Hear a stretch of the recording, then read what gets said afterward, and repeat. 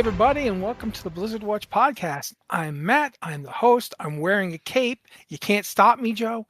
With me also are Liz Harper and Joe Perez as a regular co-host, and special guest star Phil Ulrich, who we will not be forcing to play drums because he's not related to that guy. I hope. Not as far as I know. I mean, it might be some distant thing, but anyway, let's talk about stuff from Blizzard and other companies, but mostly from Blizzard this week. World of Warcraft. Nothing is happening in the future. There is no big story. We're going to just move on to talking about Heroes of the Storm. No, I'm kidding. Corey's not here. Yeah, exactly. We can't do that without Corey. Midnight early access is beginning on February 26th at 3 p.m. Pacific, which is 6 p.m. Eastern. And then the expansion actually launches I want to say 2 weeks later, but it's not 2 weeks. It's like a week. It's less than that. It's days. Yeah, tiny little days. Because it's 28, then the month is over, right? February. And then 2 more days, and it'll be January. It'll be March 2nd, which is January in my head. Oh no, Matt's taking this backwards. I have COVID time. Help me. My God. Oh no, somebody help him. Let's just say clearly, the expansion itself launches on March 2nd, also at 3 p.m. Pacific, 6 p.m. Eastern. So that's 4 days, essentially. It is like a weekend. I need to send a aggressive fruit basket to Blizzard for releasing the early access on the same weekend that I have to do pre-release for the Teenage Mutant Ninja Turtles Magic set. I am going to be playing this at the shop while rounds are going on. You best believe. Oh man, that's exciting. But the pre-patch event goes right to launch day. It will just be going right up until it launches. So it'll be the day of the launch. And since it will not have launched until 3 p.m., if it's like 2 a.m. on March 2nd, you can still be in the pre-event. It just runs until it stops. Possibly like me, waiting on one specific mob to spawn so I can get the 2 minutes to midnight achievement. I just need one guy. Spawn. Appear on my map. See, I know you're not talking about Spawn, the comic book character, but you've made me think of him anyway. So I imagine some Al Simmons just pops up and wow. Anybody seen a clown? The worst part is that he's voiced by Keith David in the original cartoon, and my word, you cannot put Keith David on a dude and then just expect everybody to be not be weird about it. His Mortal Kombat appearance. Anyway, also, we're not going to have any class tuning until they see everything in action post-launch. So the next updates are likely to be March 17th because Season 1 starts then. That's what kind of sense. Yeah, it does make sense. But yeah, they've said March 17th, which, up until this point, we have had tons and tons and tons of class tuning. It's kind of been non-stop on the class tuning. And they're sort of hitting the brakes. So if you're happy with your class right now, great news. It's not changing for a few weeks. If you're not happy, if you're not happy with your class right now, bad news, because it's not changing for a couple weeks, and it may not change in a couple weeks. We don't know. It just depends on whether Blizzard likes how things are going. I do want to shout out to the Shaman community, especially the Resto Shaman community. Thanks, guys. Your continued feedback has made it so that we're not one of the ones that stink right now. So good job. Appreciate you. Thank you. Yeah, it is. It's not. I don't feel like it's a shock here, because class tuning has been, to put it mildly, it's been like a series of Diablo PTRs just continuously happening. You know how Diablo does a PTR for a week and then they just stop? Imagine if they just did a PTR for a week and then another PTR the week after. It feels a little bit like that. And I understand wanting to stop just to see, okay, when we have everybody playing this, how does it shake out? How does it actually look when it's got the full group of people on? But I'm also a little surprised because I figured there are probably going to be people playing on March 2nd. And then that's 15 days later, they're going to have Season 1 come out. I feel like there's going to be some feedback that people are going to want to address before that, but we'll see how it works out. We'll find out. The Outland Cup is the race with the flying mounts thing? That's the skywriting race in Outland. Hence the name. So that's currently happening, and it's got new rewards, which, in my opinion, it should have more new rewards than it does. I mean, it's I'm weird that way. the skywriting cups are kind of light on rewards, but also it's like I want the transmog, but I'm so bad at skywriting, so I'm on the fence on this one. Maybe it's better for me personally if it doesn't have a lot of rewards, but I still want the new stuff. It's a problem. I mean, I don't see how it's a problem. I think it's logical that if you like transmog, you want stuff for it. I am looking at it entirely because the hat is a cap with goggles. It's not just goggles. It's a big cap with goggles. And it's one step closer to my dream of being able to do a fighter pilot outfit in World of Warcraft. All it needs now is an oxygen mask to plug into the bottom of it, and we're good. If you want to. So that one's actually I think that's an ongoing reward for all of the cups. I hope I'm not making that up. But the new stuff it really looks like a little sort of Dragonflight mini set with the though it is red and gold, so maybe it's supposed to be a Silver Moon themed mini set. It's got helmet, shoulders, a tabard, a cloak, and another pair of shoulders, perhaps? Other differenter shoulders. Other differenter shoulders. Yes, I think you heard two you like pairs shoulders, of shoulders. So we made more shoulders so you can have shoulders while you shoulder. I think this matches a Dragonflight set. I think this matches a Dragonflight set, except maybe the helmet. Yeah, I think the helmet is just new because I don't recall seeing it before. God, the second one looks like the gigantic oversized pauldrons that Leandrin was wearing in the Eritor video, and that's all I can think of now looking at them. Don't we love gigantic oversized pauldrons? That's a hallmark of World of Warcraft. You must love shoulders and despair. I laughed out loud when I saw those. I'm sorry. At any rate, though, speaking of shoulders and things that, cinematics where we've seen them, I haven't got to see this one, but the Arator cinematic is out. There's a little short for Arator. I haven't seen it, so somebody who's seen it, like Liz or Joe or Phil, please somebody talk about this thing because I want to know. I mean, it doesn't. I don't want to sound like I'm being down on it. It's very pretty. It's very well voice acted. It is, however, nothing new. It doesn't actually give us any new information or anything that we don't already know about the character. It is ostensibly a conversation between Eritor and his aunt about while he's getting his tattoos when you learn that she's the one that gave them to. And you learn a little, like a few little things like him getting brought to Silver Moon City, the siege on Silver Moon City, Arthas showing up with Sylvanas showing up. He apparently as a child had a minor confrontation with Sylvanas where Sylvanas, like, he could see her being like racked with like the guilt of what she was being forced to do under the sway of the Lich King. Like it's nothing groundbreaking, and it's this whole idea. And I actually noticed this. It's got a whole bunch of people kind of like, oh, Eritor is the son of the light and the void. He is, but he isn't. He was born well before she ever embraced the void. I didn't like that they were. Sorry, go ahead, Phil. I hate that part where he's like, I've always felt torn between two worlds, and it's like, you didn't know your mother embraced the void until about 8 years ago. And from the context of being an elf, from the lineage of an elf and a human, if they would have left it at that, I would have been fine with it. I don't understand why they drag the void in. Yeah, I mean, I do because it's the new hotness of the expansion, but it does feel like they're shoehorning it in because it's going to be the expansion. Yeah, the part where they quit talking about his parents and focused more on how he, was divided between, elf civilization and the relatively younger human world was like, that was interesting. I think you could have delved into that a little more because we don't have a lot of characters from two different backgrounds like that really get focused on in a way that's not like creepy like Garona. Yeah, and I think it's going to be interesting, and I think it's going to be very important because Eritor is ostensibly the first Arathi we've ever met, right? Because he is that lineage of elves and humans, which is what the Arathi are. He wields the light and is a champion of the light in the way that the same way the Arathi are.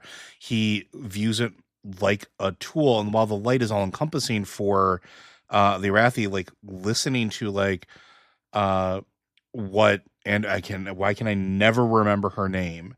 Because you basically Teresa? Anduin's girlfriend.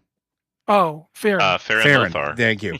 Like the way she talks about it is like it's just there. It's just a tool, aligns with Erator's view. So like he's going to wind up, I'm calling it now, he's going to wind up being the ambassador that allows us to go to the Arathi without immediately getting eradicated off the face of the planet by some weird solar beam of God. But like for me, the most interesting part was the part of it where he grew up training under Lothar, which we know he did, but getting to see that was like, why can't we have more of that too?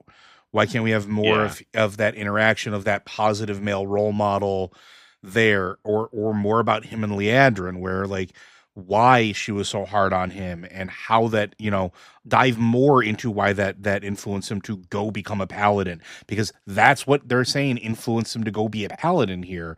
And it's like, you have all these little interesting moments, but again, God, I feel really bad because again, I don't want to sound like I hate the characters in the story and stuff like that, but it just sounded like too many ideas were being thrown to the wall into this like cinematic that didn't make sense being jumbled together like this. It didn't focus on any one thing. The Xal'atath thing focused, like that cinematic focused. It was good. It was useful. It gave you information, even if it is a lie from her. It gave you a direction and potential motivation, right?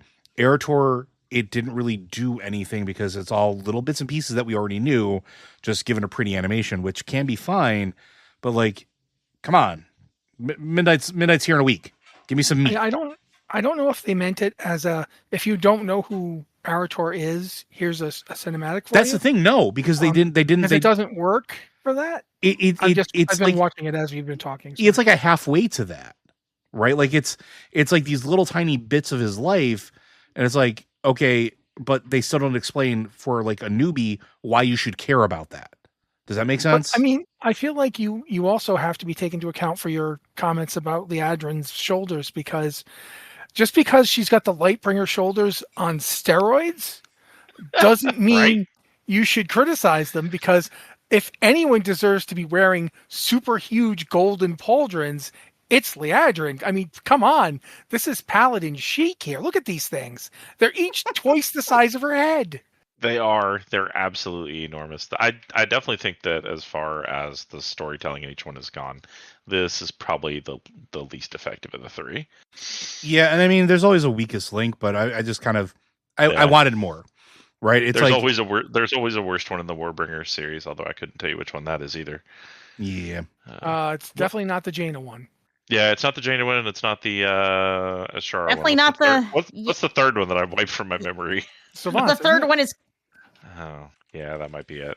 Was that the one where Sylvanas banshees out and flies through the ceiling of Lordaeron, like talks to Anduin for a little bit? No, it is. It's her burning Teldrassil. Yeah, that's it. But it's still very good. That's the thing, right? Like, and that conversation. It's just the conversation between her and Delarin is guys, maybe. Guys, Liz talk. She was trying to talk to Liz.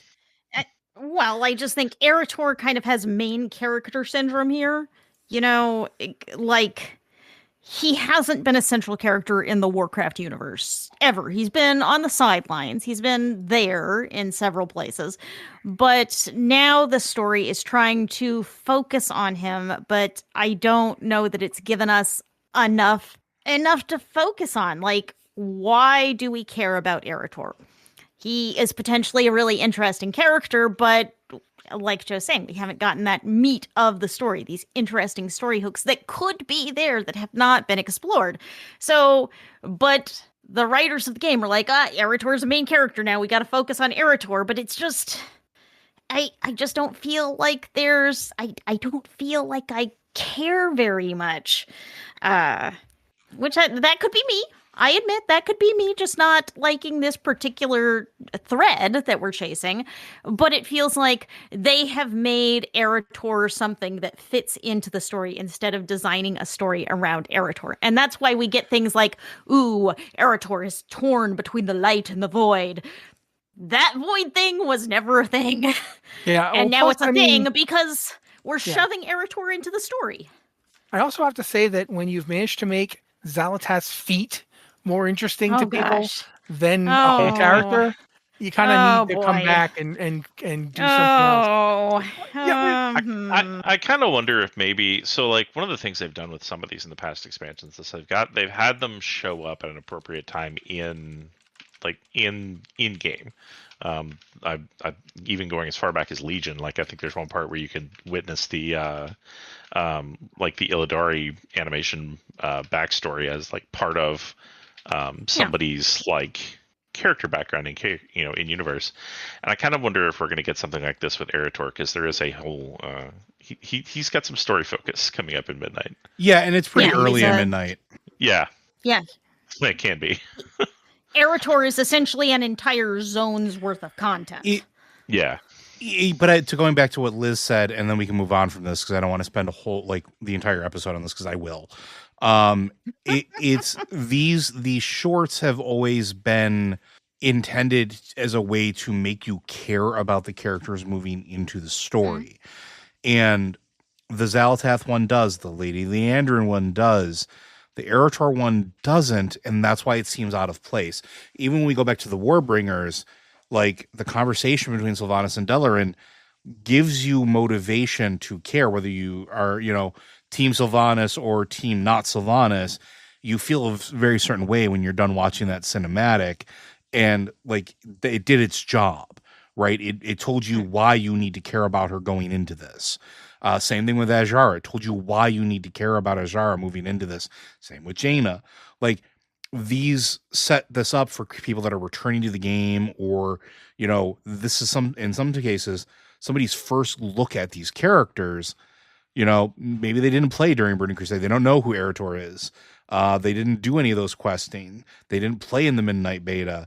So, like, you have to make them care. And it's like the most that we've got out of this is like he's been a lot of places, seen a lot of things, and he's the son of two really great heroes, right? That's such an interesting hook because he is the son of these two great heroes. His parents are statues along the streets of Stormwind. That was a great scene. That's so much to live up to. And I don't feel like we've had that necessarily chased down as much as it could be. That's just such a great conflict in a story. Does he want to be like his parents? Does he want to run away from this legacy? Does he feel forced to live up to this impossible standard? There's a lot of potential here, but I don't feel like we've really grasped it. So I'll keep my fingers crossed. I should have been hitting the right button there. I think at this point, you guys are right. We should move on to the next thing, because the next thing onward. Yes. The next thing in this particular case, if I'm not insane, and I keep switching past the thing, so I have to look back again. I hate my computer so much. Okay, Twitch drops. We're going to talk about Twitch drops. It's not the transmog I wanted to talk about, but we will still talk about Twitch drops, and then we'll talk about it. Two adorable baby Murlocs. They're decor items. You get them. There's what's the sub promo here I'm reading? It was the baby seal pet. If you buy an eligible streamer 2 gift subs, which means they have to be live and streaming whilst you do it. I'm going to turn to Liz because she made it sound like she was going to explain. So there are 3 rewards. 2 of them are Murloc decor items. Yeah, just little plushy Murlocs, super cute, that you can get from watching Warcraft on Twitch. The other one is the cutest, most adorable baby seal ever. And to do that, you have to do the support a streamer thing, where you are gift subscriptions to a streamer. So that one's going to cost you money if you want the most adorable baby seal pet. But the other one, you just have to watch Twitch. And the Watch Murlocs Warcraft are really on cute. Twitch. I should specify. Yeah, but the Murlocs are cute They're decor items. Mhm. If you want to Yeah. put Murlocs into your house or domicile or domain, whatever you want to call it, there you go. But if you want to actually have a pet with you, the baby seal, you got to spend. Yeah. Pretty adorable though. It is pretty adorable. It is, in fact, saying it's the most adorable baby seal ever is not necessarily wrong, but it's like baby seals are already pretty Yeah. far along that. Like they're already huge eyes, lumpy things that go, "Bark, bark, bark," and then you make a pet and then you make it cuter. It's like, oh my word, this thing. Yeah. Yep. So This might also be nice for people who missed the second cutest baby seal ever from the trading post a month or two ago, Bundled Up Bob. This seal reminds me a lot of Bundled Up Bob. Just a little bit extra. But now that we've mentioned the trading post, thank you, Phil. Trading post for March has a ton of stuff. Hang on. Go on. We should actually say when this is available, which is February 26th through March 24th. You got to get your reviewing or your gift a stream subscription on before March 24th. So if you're interested, go do that. Anyway, trading post. So much trading post. I'm actually really happy with this trading post because it's got a ton of elf stuff, including elves I didn't expect, like the night elves. There's a lot of night elf stuff. I really wasn't expecting that. So I'm like, Elfie, oh my word, I'm playing an elf this expansion. So yeah, I was very much like I gotta get stuff, gotta get trading post, gotta get the trade. They even have I was a little upset because they have a warglaive. There's a warglaive up for sale. Of course, if you are not a demon hunter, you can't use warglaives. But there's a pole arm that looks almost exactly like a warglaive, so I'm not even mad. It's like, oh, well, I've got this pole arm that's just like a warglaive, so sure. For transmog wise, if you play a night elf and you've wanted to get your night elf looking outfit, there's been a lot of options. They made that armor in Battle for Azeroth. That it wasn't the racial, it was the battleground thing, but it wasn't a battleground. Warfront, the Warfront armor, yeah. Which was really good if you're playing a night elf. I have that set and it's nice. Comes in two varieties: the really cool one and the somewhat less cool one. I tend to wear the really cool one. But then they had the racial armor too, which was okay, but it looks very much like the cinematic from original World of Warcraft, which is, I mean, I don't know of anybody who hates that look, but it doesn't quite fit what I think of for my character, because my character stabs people with two giant swords, so I feel like they need more armor than that. But this now, there's going to have more looks that you can bring in, and the weapons are all amazing, except for the ones that are just like a big axe that you've seen from original WoW. They just brought that back and put a thing on it. But all the elf theme stuff is amazing. I'm super happy with the Blood Matriarch polearm. Have you guys seen this polearm? No. Oh my God, Liz! You're Wait, playing? Yes, I've used this pole. It's a nice polearm. I think this is one of the ones where I think some of this set rolled around last year. Yeah, I think looks like the big blood red butterfly wing looking thing. It kind of That's the one. Yeah. It's really nice. There's a lot of stuff. I think a lot of it is coming back from previous ones, but it's like they're like elves. Yeah, we got to do elf stuff. We're going to be in Silvermoon, and then they're like, wait, we can't just do these one elves. We got to have other elves. Yeah, it's not really Silvermoon. A lot of this is not in that blood elf theme, but we do have up until the end of February.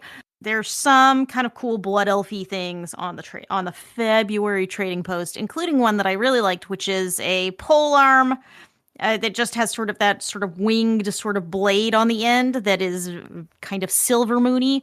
But they had a polearm variant and a staff variant, so your casters can use it and have that cool look. But can we just let casters have their own polearms now? Let's just make why not? For casters, guys. This is silly. Let me use a polearm. It's just a stick with something pointy on it. It's like almost the same as a staff.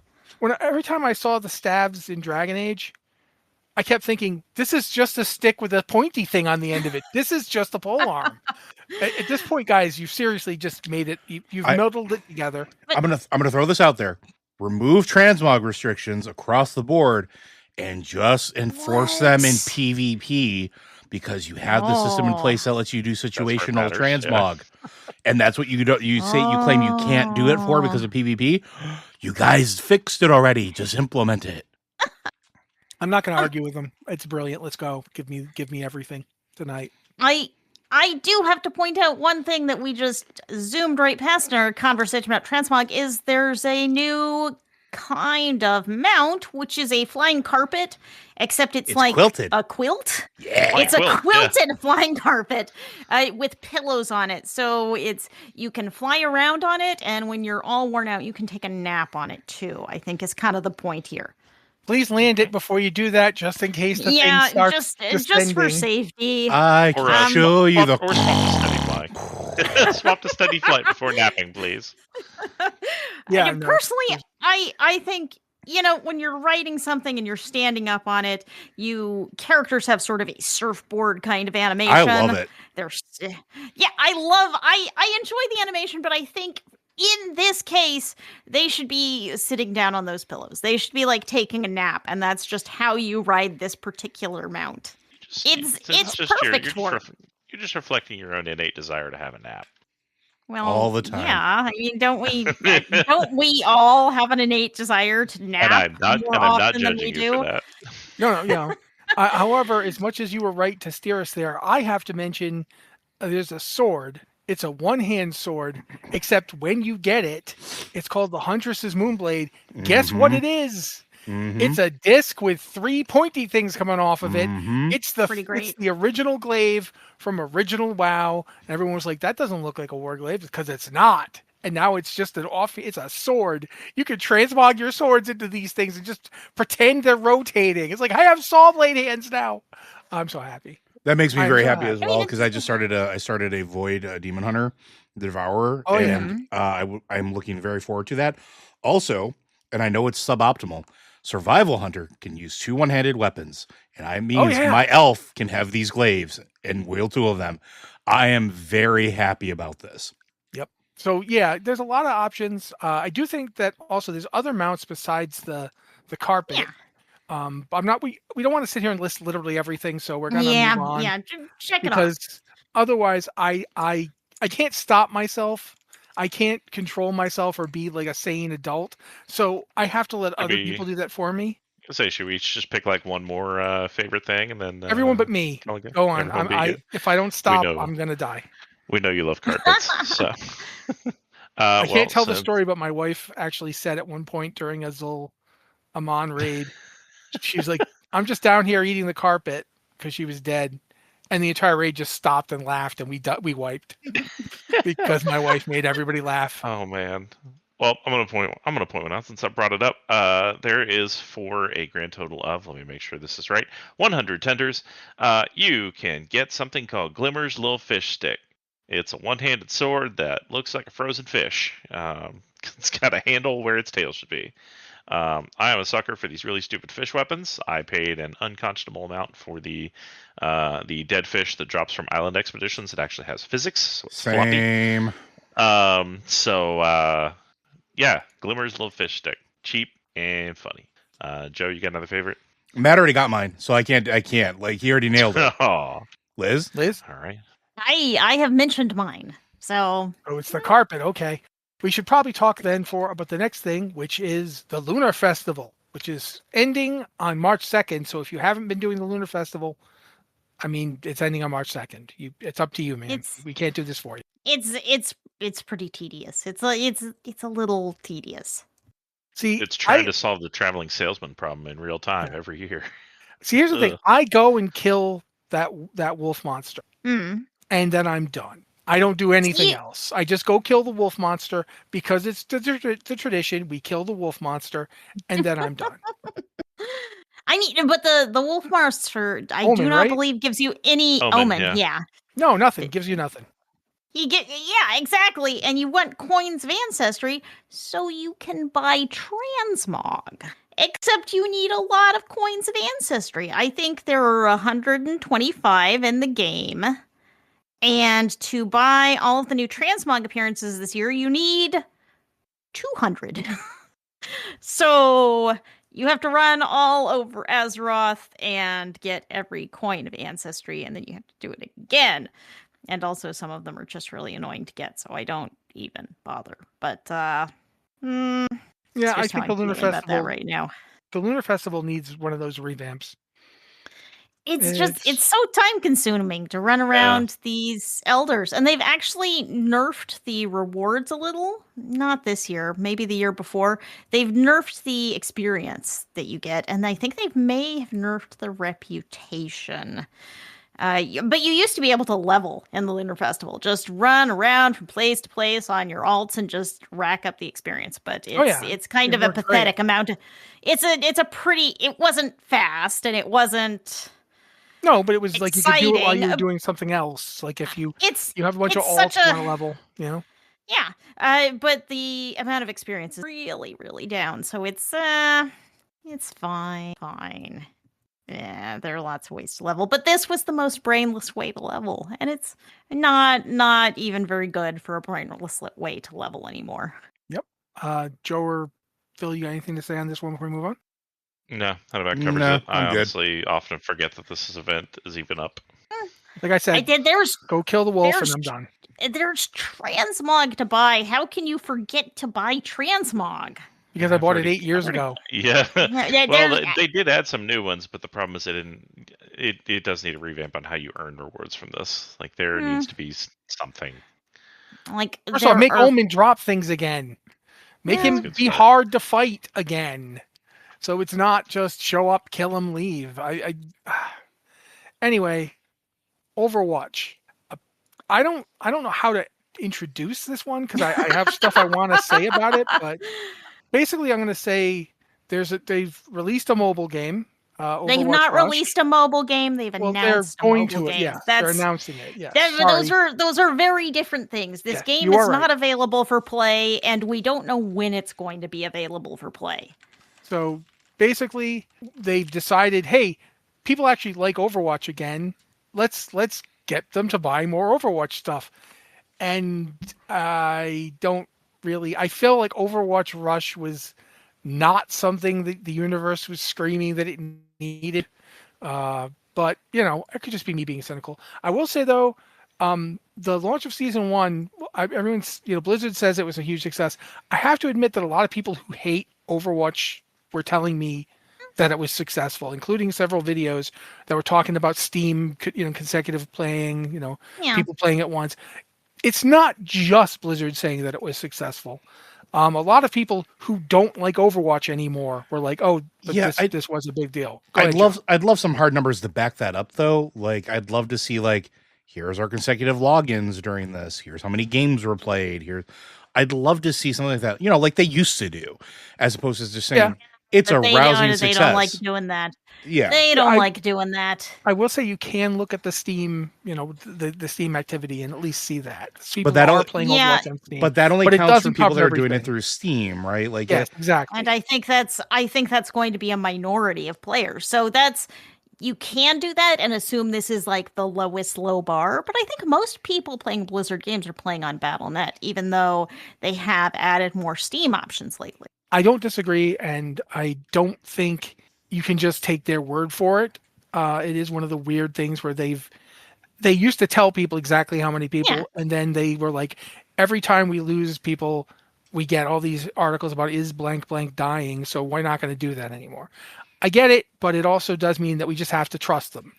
And that can be kind of hard. Yeah, I mean, which is fine. And I'm willing to give them at least a little bit of the benefit of the doubt because they're trying. But the thing that caught me about this in particular was talking about the mobile game. It feels very Heroes of the Storm or League of Legends-y to me from what they showed off. It looks extremely Heroes of the Stormy.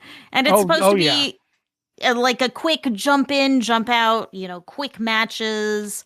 4v4, right? It looks I'm not sure. But frankly, it looks like Heroes of the Storm with Overwatch characters. To me personally, it's a top-down view, and I can only think of Heroes of the Storm. Corey has infected me with this. I will say, Joe, you were right. 4x4. Thank you.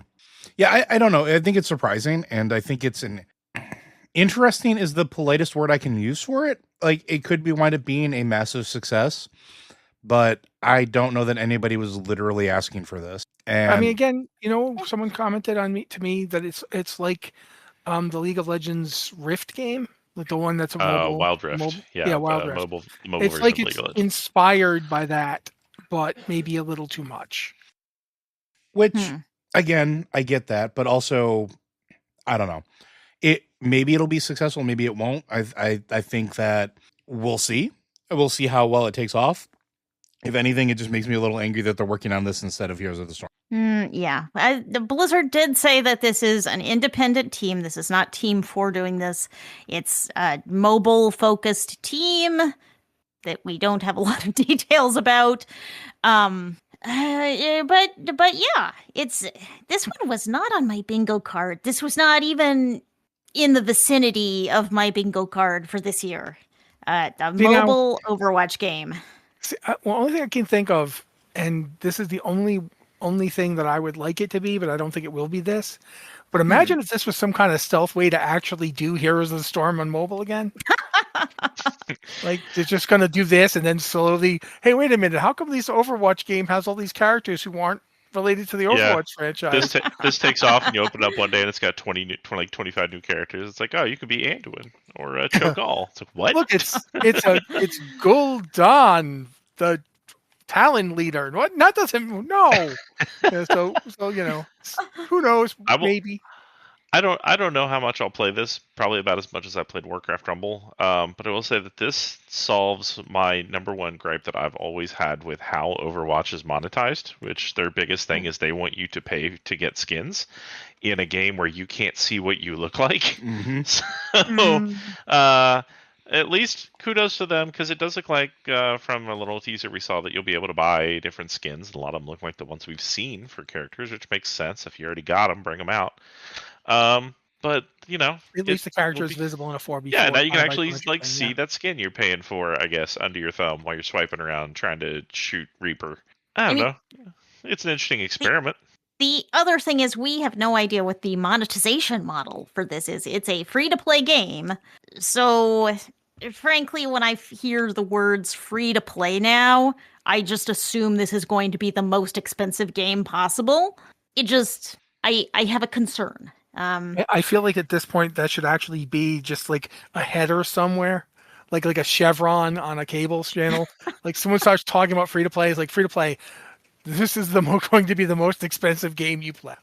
It's just right there. It's free, but these people have to still make money somehow. Heavily quotes on the free. And so it is definitely not free. Not even a little bit. But yes, we don't know how they're going to monetize it exactly. And, monetization can make or break a game. I will still stand up for Diablo Immortal, which I think is a really excellent Diablo game that gets constant updates, lots of new content. It plays really well. It's a really smooth Diablo game. But, people didn't want a mobile game. People were not looking forward to playing Diablo on mobile. They were not interested in that. Despite the fact that it's possibly the best way you could have made a Diablo game for mobile. It's great. It is a genuinely good game. It's not just a genuinely good mobile game. It's a good game. It totally captures the spirit and fun of Diablo. This is a top-notch game that I think a lot of Blizzard players never gave a chance because it's a mobile game and because they didn't want a mobile game. And you kind of tend to write off mobile games as, oh, it's the Candy Crush or something, whatever.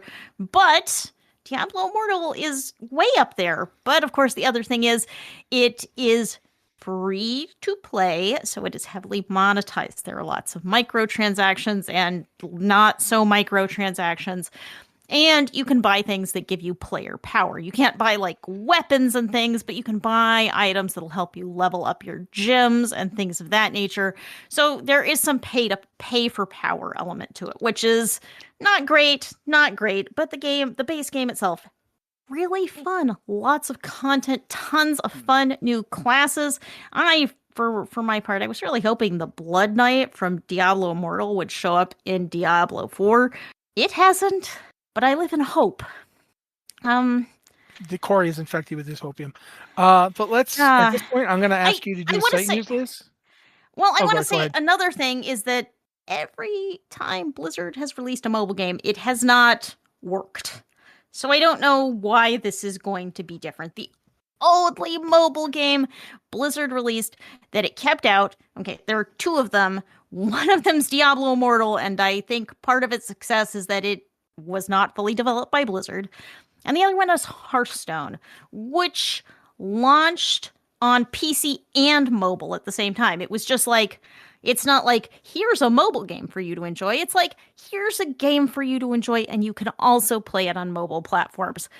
I think a mobile first game, even today, kind of turns off Blizzard fans who are primarily PC gamers.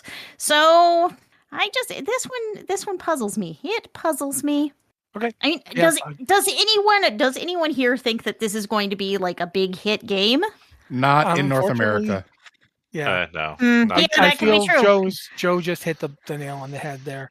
I think that one of the reasons that Diablo Immortal has managed to survive as long as it has is the fact that it's more popular in Asian markets. Yeah, and I mean, Asian Um, markets tend to float I'm not saying this as a. It's true, right? Like they tend it's to just have a true. higher concentration of mobile gamers because of the general lifestyle and culture there, right? Like it's versus us here, where Yeah, in North people don't America, even- consoles and computers reign supreme. Well, plus, even when you play a computer game in some Asian markets, you don't play it at home. Right. You go somewhere to play it. Internet cafes, gaming cafes, like stuff like that. But I mean, look at the innovation coming out of the China market and the Japanese market with mobile devices. We now have trifold phones. We have phones that unravel themselves into the shape of a medium-sized tablet now that have the horsepower of a Switch 2, right? Like these are not insignificantly powerful devices. These are pretty expensive, powerful devices that in some cases cost more than a gaming computer and almost certainly more than a gaming console, and a lot of times rival them in gaming performance. There's whole channels on YouTube devoted to this type of thing. So there is a market for it. It's just not here, at least not primarily. There will be people that will play this game. I am absolutely certain of that. I've seen people playing League of Legends Wild Rift in the wild, so to speak. Like I've seen people do that. I've literally encountered folks at work doing this on their break time with other mobile games. Some of us just don't do it and we don't think about it. So like I acknowledge that there's a market for it. I don't know how successful it'll be here. I think in the European markets and the Asian markets, it will be likely wildly successful because it's the type of game that really takes off over. So I think it'll be fine. I just think we're not going to see a lot of it here. Phil? Nope. I agree with everything Joe said. All right. Then I think, Liz, do you mind doing the same news? I guess I can do this if I have to. Well, no, it's not like that because I really do appreciate all of you people listening to the podcast, all of you people who are supporting us by showing up every week to listen to our voices, telling you the news. But I do want to give a little tiny extra special shout out to our supporters on Patreon. You guys really keep the site and the podcasts going. I want to give a shout out to Michael who pledged at $5 this week. That Thank you, Michael. really helped. Yes. Thank you very much. That really helps us out. And at $5, you can get early access to all of these podcasts and an ads-free experience on blizzardwatch.com. But if you prefer your listening with your ears to the news, you can, for $3 a month, you can also get early access to all of our podcasts, ads free, as well as the Blizzard Watch podcast pre-show where we talk about anything. Just This week, yeah, it you was never weird know. video game things that we didn't like or which were strange. So that can be very fun. But if you can support us, go to patreon.com/BlizzardWatch. Every little pledge really helps us out, and we try to give you a little something for your money. So if you can support us there, thank you so much. Patreon.com/BlizzardWatch. If you can't, I understand. Life is so hard. But you support us just by listening to the podcast, by reading the website. If you're if you are listening to this podcast, if you leave us a review on your podcast site of choice, that really helps us out. It helps more people find the podcasts. And of course, you can subscribe. You can follow us on social media all over the place, which is a good place to share and like our content, which also helps more people find it, and that supports the site. Yep. It's a win-win. We are Blizzard Watch on Instagram, Facebook, and Mastodon at gamepad.club, blizzardwatch.com on Bluesky, Blizzard Watch Podcasts on YouTube, blizzard.watch on TikTok.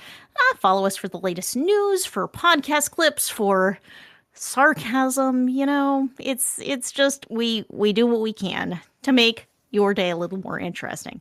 So thank you all so much. And if you have any questions for us on the podcast, this podcast, Blizzard Watch, or Tavern Watch, where we talk about tabletop news, or Lore Watch, where we talk about stories, usually stories in video games, sometimes stories in other things. This week, we talked about the novel Neuromancer, which was a really fun episode. Send us your questions to podcast@blizzardwatch.com. Just tell us what show it's for in the subject line and let us know if there's any special pronunciation of your name so we can hopefully say it right. We do our best. I mean, I couldn't get Phil's name right for months. Please help us, please. Yeah, your help helps, but we try. You can also contact us on our Discord server, and if you're a Patreon subscriber, you can do so through the Patron Q and Podcast Questions channel as our way of saying thank you for supporting us. We actually got a Lore Watch question this week from Mark, so I am in future weeks, the next Q&A episode you do, got a question. So thank you for all of our supporters. Thank you to all of our listeners, and if you can throw some support, patreon.com/Blizzard Watch helps us so much. So thanks, everybody. And thank you to Liz for reading that, because it's a lot to read. And quite frankly, a lot of us like to take the time to drink water and then force Liz to talk. So yeah, we have time, I think, to do at least one of these questions. So I'm going to try, because this Tetsemi one's been around for a while and I feel bad.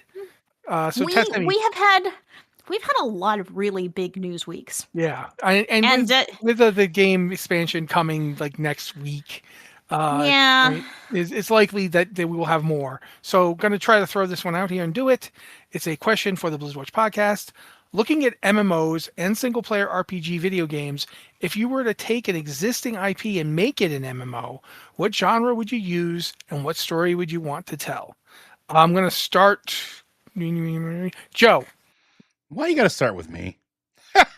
I love you. I don't know. See, the problem is maybe controversial opinion.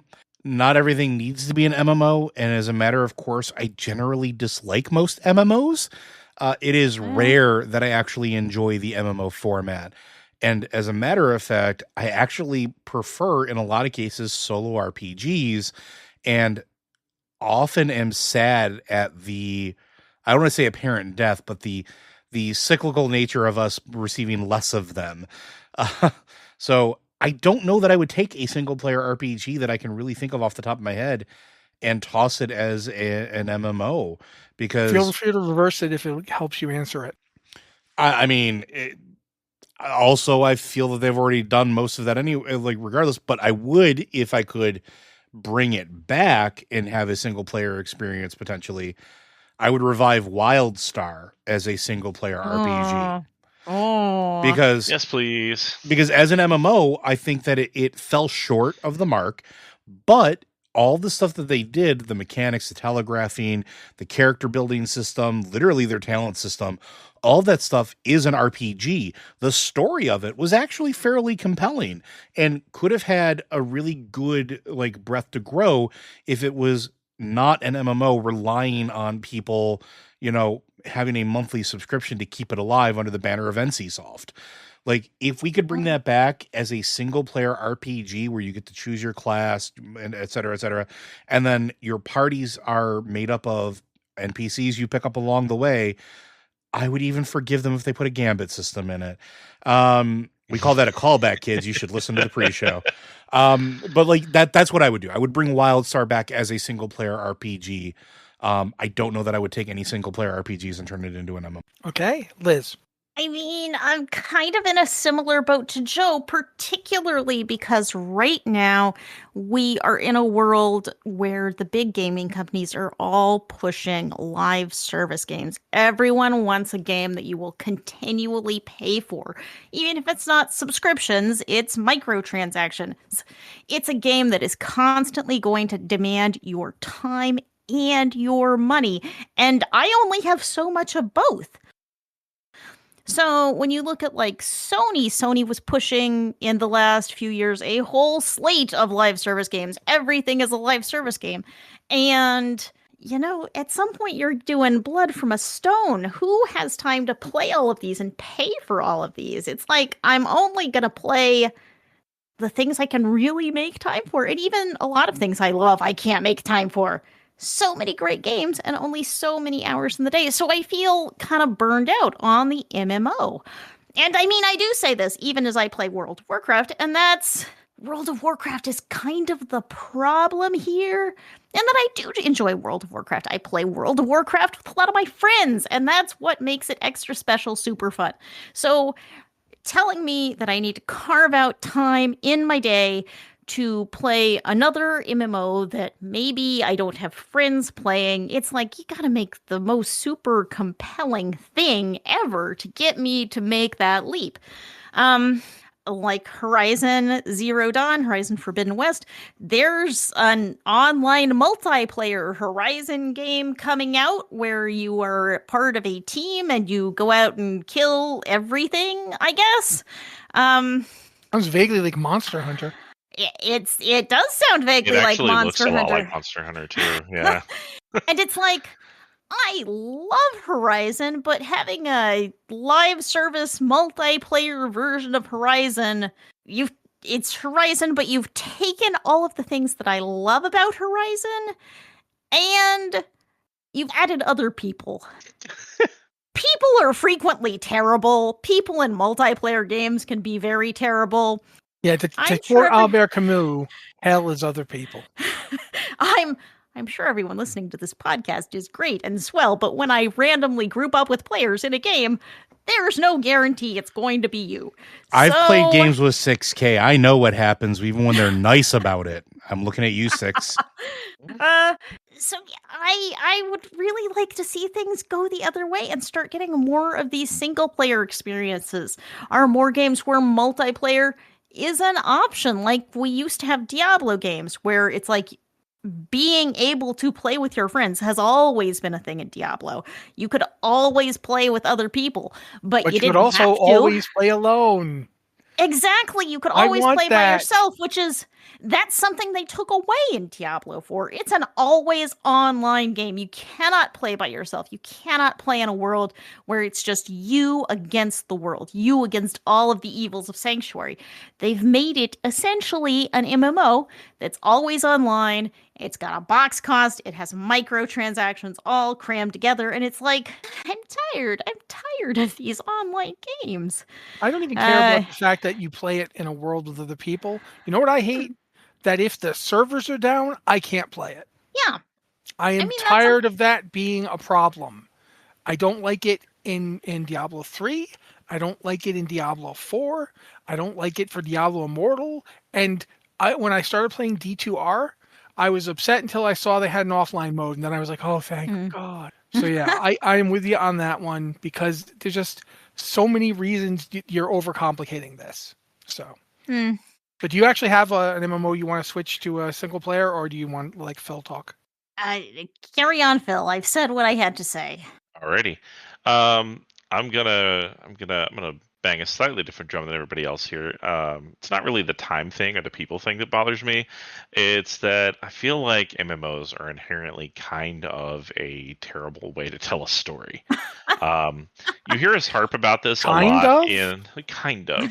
Well, because they are. syphilis is kind of bad. because they are by definition never allowed to end, and stories really need endings.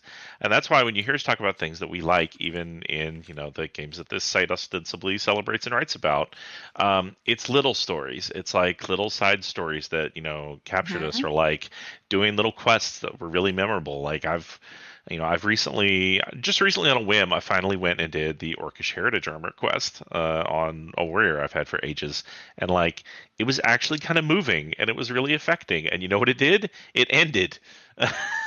But like when stories go on for years and years and years, and you don't develop an MMO to end, you develop an MMO to go on endlessly, and so you get stories that maybe they trip over themselves trying to wrap up story arcs. Maybe they do have a big story arc that comes to an end, and then you gotta keep something going. You can't just stop there.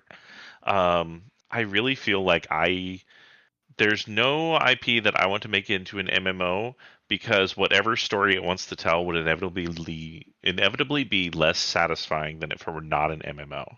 And so I'm going to take the same approach as everyone else and pick one that I want to reverse.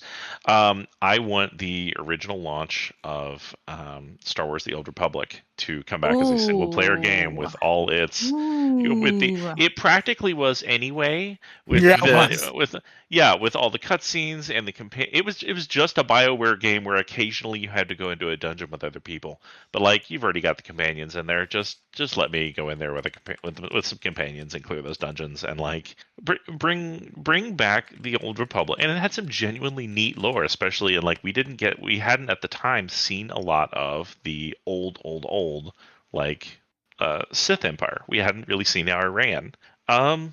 To bring that stuff back. Bring SWTOR back as a single player game, and I will slap down whatever the current full retail price is. You can keep releasing sequels that were just Yeah. other releases. Like when this expansion came out, now that's a new game. Exactly. And I know a lot of people really liked like when there was a part when after it switched over to free to play and they kind of started expanding the story. I know a lot of people have had complimentary things to say about that as well. I never really got to experience it because I lost my authenticator for that game, and trying to contact EA is a complete crapshoot. But I mean, yeah, just like Matt said, and like Disney doesn't seem to know what to do with Star Wars. Release SWTOR as a video game, and then just like take the additional content and release that. Like give me single player Old Republic. I'm in. Yeah, I was literally gonna bring that up as a very good example of something that should be a single player game, because it basically was anyway. All right, I'm gonna answer the question as it was asked, just because I feel bad that Tetsemi didn't get any real answers for it. We love Tetsemi. Tetsemi knows what they get into with this. Tetsemi knows what they expect from us. Hi, Tetsemi. Oh yeah, absolutely. But I'm still gonna because there is a single player game that I think would make a great MMO. StarCraft. I'm with you there. I'm with you. I would play a World of StarCraft. Yes, I don't think we're going to get one, but I would play one. We're going to stop peeing finally. Just go ahead. Give us this, and we can just all just live, plug us in. Just right there. World of StarCraft. Now for another game that I think would make a good MMO, but it's not single player right now. Overwatch. Sure, and Heroes of the Storm. Why not? Why not Heroes of the Storm? Let me play an MMO where just every Blizzard franchise is in it. It's like that mobile game, the VR game they did for Assassin's Creed, where you have Ezio from Assassin's Creed 2, you have Cassandra from Assassin's Creed Odyssey, and you have that other guy, and I don't remember where he's from. I think it's Connor from 3. I can't remember who the third guy is. But that game... Just do that with Heroes of the Storm. Make it a single-player RPG where you have like Thrall and Tyrael and the Tyrus from Star, and just doing stuff. And there's I guess Orphea could be involved as a menace or something. I don't care. Do those. Go ahead. Now that I've said all that, I will say that the reverse that I'd like to see, and this one's a real swerve ball, because it basically allows me to get something back. It's like kind of like what Joe did. Give me City of Heroes. Give me a City of Heroes or single player RPG with multiplayer. If they want to like go and kill stuff with friends, sure. But just actually do something with all that lore that was created for that game. There's a ton of story for City of Heroes. Still have all the comics. You know what my they should do word. for City of Heroes though? They should take the City of Heroes lore, write all that jazz up as a source book for mutants and masterminds. Listen to our other podcast, Tavern Watch. Yeah, They also, should do that in fact. Also, I'm going to throw it out there that if they did want to bring this back as a game concept, or like if they can make a deal for it, I mean, Insomnia seems to have really good luck with hero games. Just throwing it, especially the RPG element, just throwing it out there. Actually, I was going to say let the dispatch team wrong. work on it. Oh yeah, that too. Can you imagine the dispatch team working on it? Because they do some weird something. It would be like, one of those. It'd be like minor league mooks from. Oh, sorry, I shouldn't use one. Sorry, City of Villains, just in a evil bar, just like the bar fight scene from Dispatch, which was great. So yeah, there's one. Just because I miss City Heroes, I know there are currently people doing it Homecoming out there. Homecoming is online and sanctioned. Like it's a thing. Yeah, but I miss it. And I do too. I'd like to see more.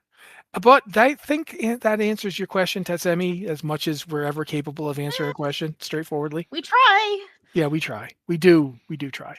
But that's the podcast, I think, everybody. So thank you so much to Phil for showing up and helping anchor us. I like to see us as a Fantastic Four here, and Phil is definitely the thing this week. Unfortunately for me, I'm Mr. Fantastic, which means I'm actually the worst person here. But Joe gets to be the Invisible Joe, and 100%. I will be Sue Storm all day long, or even better, I'll be Malice. And if you know who that is, you've read a comic book. Oh wow, Joe! I'm imagining you in the outfit now. Can I be Spider-Man in the Fantastic Four suit? Can I? Sure. No, why I will not? fight you for that. That is not on the table. Okay. You can be Spider-Man in the Fantastic Four suit. I'll be Sue Storm. It's bombastic Bagman. Thank you very much. Sorry. We're not letting now. Liz be Sue Storm, evidently. Sorry, Liz. Do you want to be Sue Storm? Wow. Well, if you want to be Sue, sure. But I always think of Liz kind of as like a Human Torch or She-Hulk. Or the Human Torch She-Hulk, which is She-Hulk and you're on fire. Hey, remember that time when Ghost Rider, the Hulk, Wolverine, and Spider-Man became the Fantastic Four because the Fantastic Four went missing? That's us.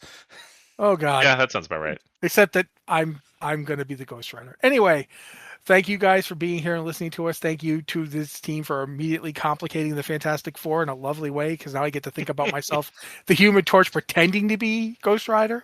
Because he can pretend. He's like on fire. He absolutely could. Yeah. Yeah, thank you guys for everything. Thank you for putting up with us. And we'll be back next week.